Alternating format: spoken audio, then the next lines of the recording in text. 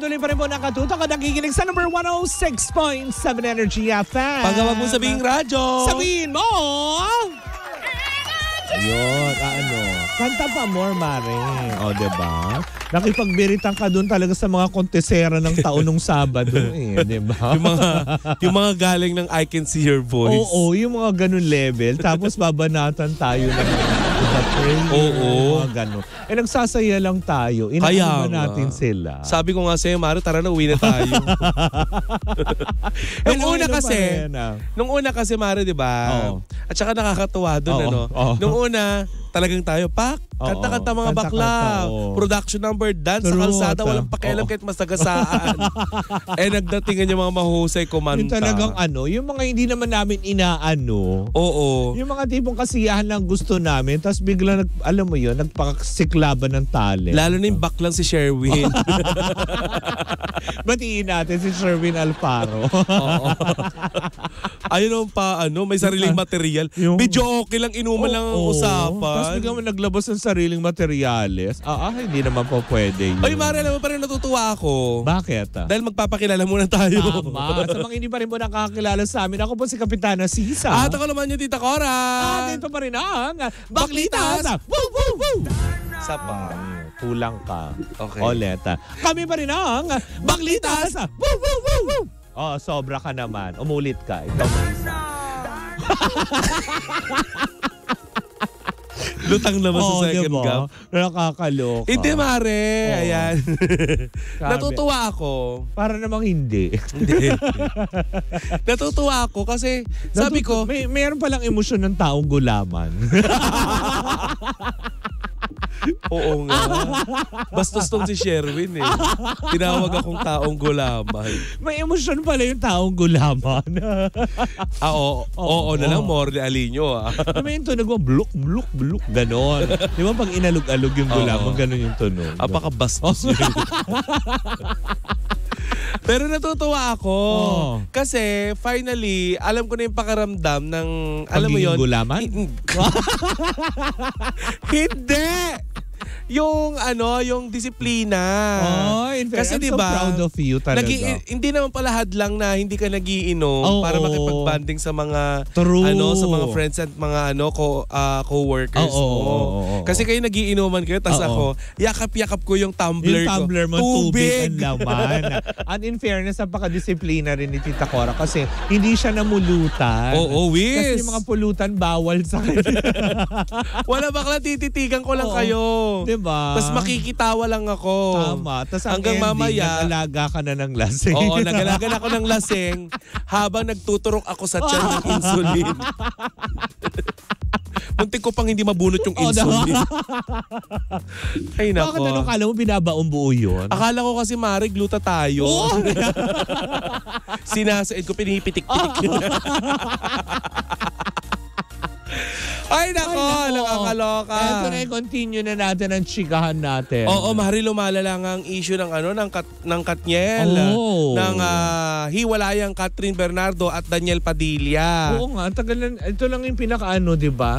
Kung meron mang, alam mo yun, yung mga relasyon na nagtatagal, eto parang mas matagal yung breakup. Mari, ito ba yung nagbabadyan na mas matagal ang issue na ito kaysa sa pag-ere dati ng Darna ni Jane De Leon? Uy, wala pa tong 6 months, B. Wala pa ba? Wala pa. Ilang season ba, Katniel? Parang grabe ka naman. Parang Mari, di nila Parang lumagpas naman ng 6 months ang Darna. Ganun ba? Oo. Ito wala pa yatang isang buwan. May isang buwan na ba? Loka-loka, ilang years na silang hiwalay, di ba 1 year na? Hindi, yung official. Official? Bilangin mo kung kailan yung Star Magic Bowl. Yung bowl talaga? Oo. Pangkok. Ball. Gusto ko yung Star Magic Bowl. Gutom. Kaya mga kitchen Uy, ang bakla 2 MB ang utang kayo. So yun nga, di ba? September pa yun last year. O January na. O di ba? Jane De Leon na shaking. Hindi, charot lang Jane De Leon na. Nabuse ng video ng Tita Cora. I love Darna. Alam mo, tinitignan kita ngayon, alam mo ba? Sabi ko may kamukha ka pala, no? Sino? Si Jaya. Oo, Jaya. diba? Dahil sa buhok. Oo nga. Si Jaya. So, alam ko na kapag medyo lumusog si Jaya. Parang malayo naman, Mare, maging taong gulaman si Jaya. Gluk, gluk. Bluk, bluk, bluk. Bakla ka. Oo. So yun na nga, balik tayo sa issue ng Katniel. Hoy, eto tanungin muna kita, di ba makakapamilya ka? Oo. Kilala mo ba itong si Patrick Sugi? Ay, parang siya yung na-miss ko. Hindi, for sure kilala mo to sa mukha. Oo, sige. Alam mo kung bakit? Bakit? Kasi di ba nanonood ka ng PBB? Oo. Ay, hindi ka nanonood. Pero recently, hindi. Hindi ka talaga nanonood dahil alas 8 pa lang tulog ka na. Late na ang PBB. May PBB na ba? Hindi before. Si Patrick Sugi, yung parang Korean na Chinoy? Hindi. Si Juan kilala ko. Tignan mo sa Goggle. Wait. Oh, ayan. Habang chumichika ako tungkol sa kanya. Eto na nga, Mare. Nasasangkot ngayon itong itong asawa ni Patrick Sugi doon sa kanilang sa kanilang hiwalayan. Sa hiwalayan nitong si Daniel Padilla at saka ni Catherine Bernardo. Bakit daw? Matapos kumalat ang balibalita na may ugnayan daw di umanong malisyosong ugnayan di umano itong asawa ni Patrick Sugi at si Daniel Padilla. Kasi, Mare, sa chismis na kumakalat, ang chika ay nakita daw di umano itong si Ariel Garcia, ang asawa ni Patrick Sugi, sa isang bar kasama si Daniel Padilla na may something na ginagawa. Diyos ko, lahat na lang din naman nang dumikit naman kay Daniel, may relasyon agad. Feeling ko, Mare, kapag na kagat ng lamok si Daniel, karelasyon din, di ba? Pag kinalimutan pusa, karelasyon din. Oo. May LQ sila ng pusa? Oo. Ayun. Oo nga, hindi ko nga siya kilala, Mare. Ayan. So si Patrick Sugi, Mare, ay nagsalita na finally sa kanyang ex account. Ano sabi? At sinabi niya dito, ayan, ko na lang i-shortcut ko na lang wala daw silang kinalaman at saka false accusation lamang daw ito at itigil na. Kasi sumusubok daw silang mag-asawa na mamuhay ng tahimik. At saka yung daw, Mare, kasi ang Mare, kung bakit napagdugtong-dugtong ng netizen, ang Katniel, Mare, ay hindi naka-attend sa kasal nila dati. Na ang totoo niyan, Mare, ay nagsalita na itong si Patrick Sugi at wala naman away talaga. Doon sa pag-attend ng Katniel, hindi pag-attend ng Katniel sa kanilang kasal. So hindi na dapat daw ito bigyan pa ng kahit anong mali siya. Correct, diba? Diba? Wag na daw i-drag yung kanyang asawa. Pero, Mare, eto nakakaloka ha. Bukod dyan sa mga na yan, bukod dyan sa issue ni Patrick Sugi, Mare, itong si Catherine Bernardo, diba, in-unblock niya, in-unfollow. Ba lahat na lang sinabi mo? Oo, block. Taong gulaman nga. Ano yun? Pinanindigan mo na pagiging taong gulaman. Alam mo, kakaganyan natin. Baka mamaya kunin akong endorser ng Mr. Gulaman. Oo, pwede ka din nung Pittsburgh, ganon. Ako yung pancake. Oo, yung ganon. Ibig na maglalagay sila ng parang marshmallow. Pwede ka rin sa gulong, Mare. Ganun ba? So yun na nga. Mali mo, kunin ako ng Rexona as model ng roll-on. Ganun. Hi, Sir Nolly. Ayan, sinasabi niya sa sarili niya yan. Hindi, bakit ba? Totoo naman, diba? Kilala mo itong si Mark Salamat? Ako, Mare, personally, hindi ko kilala si Mark Salamat. Sino nga siya? Ewan ko.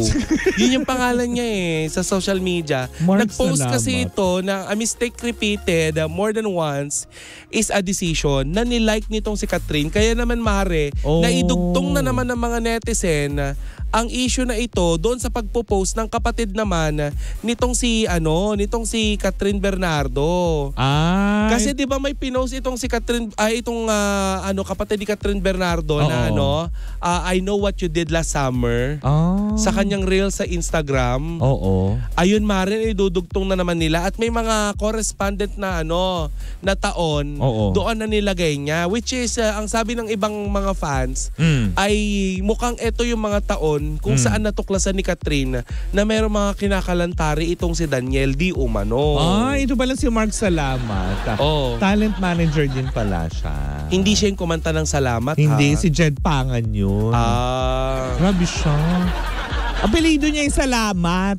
Oo. Tapos ano din siya, general manager ng virtual playground company. Friend yan ni Catherine Bernardo. Which is nilike ni Catherine Bernardo yung kanyang post. Kaya naidudugtong ng mga netizen, Ang galing ng mga Mare. bakla, nagre-research agad, diba? Actually, Mare, ang galing nga ng mga netizen kasi ang dami nilang, kayo na kayang umere.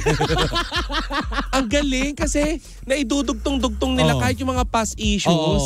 Pero mo yung pagkaka-unfollow nitong si Catherine Bernardo kay Daniel, kay Julia, kay Liza, at kung kani-kanino pa, naidudugtong-dugtong pa rin nila na kahit na sa hinagap, talaga ba? Tapos? Na, hindi natin inaasahan na na may mga issue pala sila dati. Yan ang hirap ngayon sa social media, Mare. Kasi 'di ba sa social media, lahat yan nakaresibo. Pero anong masasabi mo, Mare, dun sa parang mga parinig ng kapatid ni Catherine Bernardo sa mga ganitong klase ng hiwalayan? Parang feeling ko naman siguro hindi naman yun para sa kanila. Talaga? Dinudugtong lang siguro ng mga tao para magawa ng issue. Kasi for sure naman din, alam din naman nila yung mga pinagdaanan at never din naman siguro silang gagawa ng ikapapahamak naman ni Catherine. Lalo pat kamag-anak sila. Kaya nga. 'Di ba? Kasi nga kung yung mismong involved, hindi nga nagsasalita eh. 'Di ba? Tsaka Mare, nakakatakot dito kung sakaling makialam ang partido ni Catherine. Ano? Sige, ano? Nilunok mo yung laway mo, di ba? Maaari din, Mare, hindi malayo mangyari na makialam na din yung partido ni Daniel. Sa bagay. Laki ng clan ng Padilla, Mare. Sa bagay, kasi Mare naman ever since naman ang pumutok yung issue na to, in fairness naman to Carla Estrada, never din siya nagsalita, never siya nang himasok, kahit pa kung ano-ano nang binabato tukol sa kanila. Pero mga pag-deny siya before, pero hindi siya nagsalita ng kahit ano. At hindi rin siya nagbigay ng kumpirmasyon. Yes. Hinintay niya talaga yung mga bata ang magsabi ng kumpirmasyon na sila ay hiwalay na nga.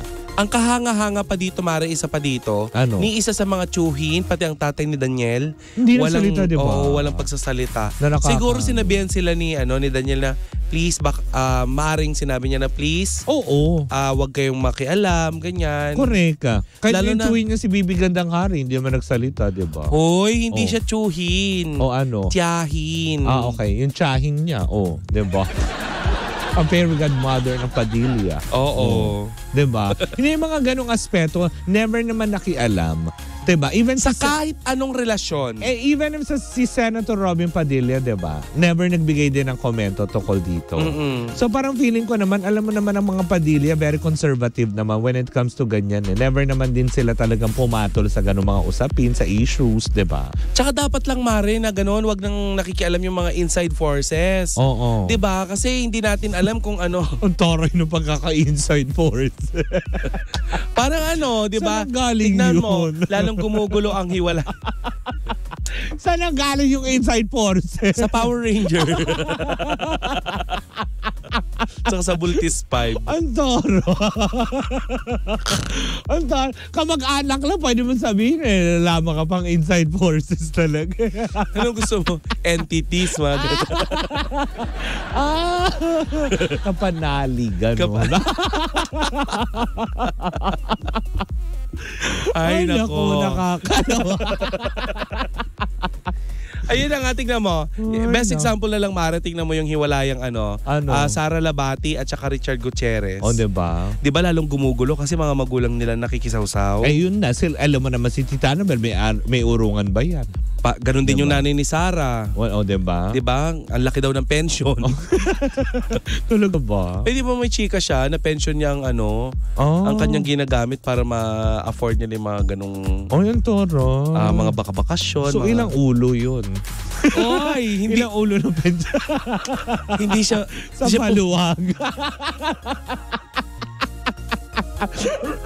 Baka sumahon na paluwagan. Hindi sila porpoise. Beneficiary. Ganda ni Sara. Bumakas pa sa porpoise. Sila.